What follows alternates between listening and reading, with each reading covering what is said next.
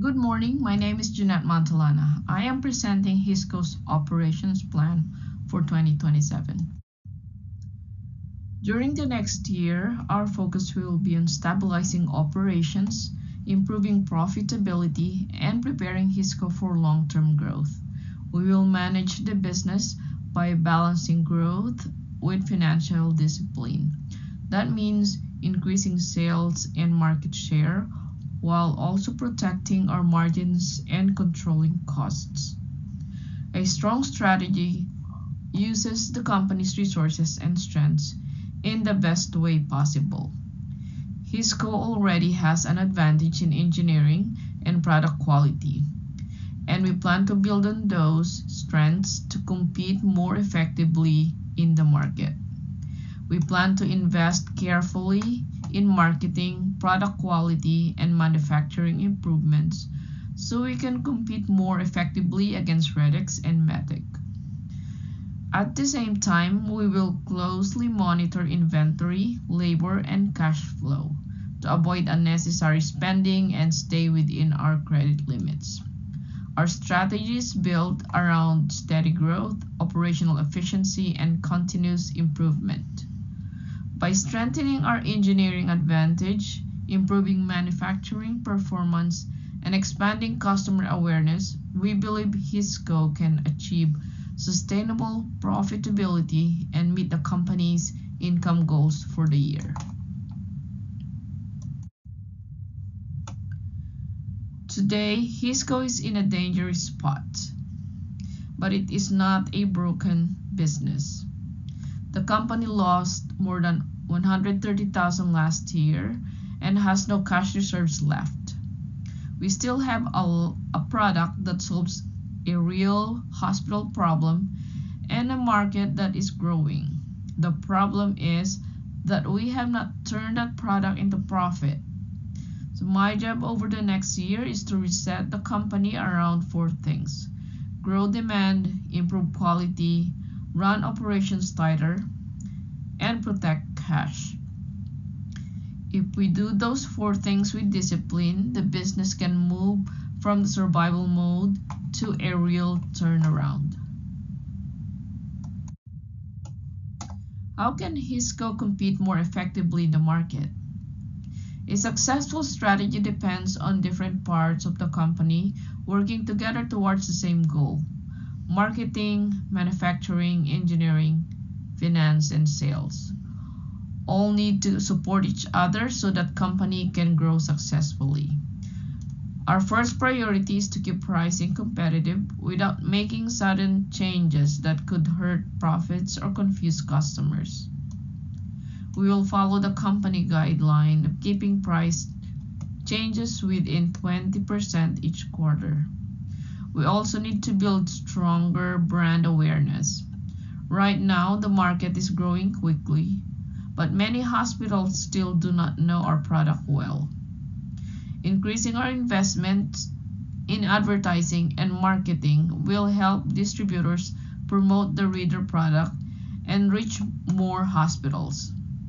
Another important part of the strategy is supporting our distributors. Since distributors work directly with hospitals, helping them market and sell product will increase customer access and improve sales opportunities.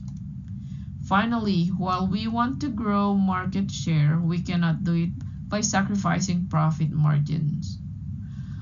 Our goal is balanced growth, increasing sales while still controlling costs and protecting profitability.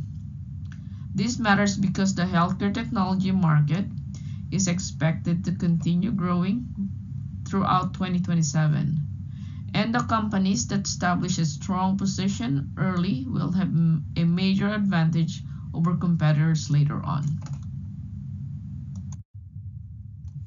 Hospitals depend on reliable products, so improving quality will help us build trust with customers and stand out from competitors. Our top priority is delivering a reliable product that meets customer needs and provides real value. Our plan is to steadily increase engineering and quality spending instead of making inconsistent investments. We want to improve the product over time while also reducing manufacturing problems and lowering costs. Research and development will also play an important role in our strategy. We are not investing in R&D just to maintain the current product. We want to improve performance, increase efficiency, and create features that add more value for hospitals. Completing Project 2 is especially important because it can improve throughput and reduce production costs at the same time. Another key point is staying committed to our R&D projects since they begin. Starting and stopping projects waste time, money, and resources. Consistent investment gives us a better chance of turning research into long-term growth. Finally, quality supports both pricing and profitability. A better product allows us to maintain stronger pricing, protect margins, and strengthen our reputation in the healthcare market. If cash flow and timing allow, Project 3 could also open new growth opportunities by expanding the product into additional hospital departments. Manufacturing has to stay close to demand. The market is growing, but capacity still takes time to build, so we cannot wait until we are already short. We also cannot build too far ahead and bury cash in inventory. The 3-month permit delay matters, and the supplier risk matters too because the pickup cell is still a single source item. Labor planning also matters because new hires take time to become effective. Good operations here means balanced planning, not just more production. So let's talk about protecting HISCO's cash flow and improving profitability throughout the year. Since the company has limited cash and relies on a line of credit, we must manage our finances carefully and avoid unnecessary risks. One of our main financial rules is staying within the credit limit. Exceeding the line of credit would increase costs and create additional financial pressure on the company. We will also use variance analysis every quarter to compare our actual results to our plan so we can quickly identify problems and make adjustments when needed. Another important goal is making sure our spending improves performance and profitability. We want to invest in areas that increase margins, lower costs, improve quality, or support sales growth. Pricing and product margins will be reviewed closely so we remain competitive without hurting profits. Each quarter, we will monitor key measures such as gross margin, cash balance, inventory levels, unit costs, and market share performance. Tracking these numbers will also help us understand whether the company is moving in the right direction. Overall, the goal is not just to increase sales, but to grow the business in a controlled and financially responsible way.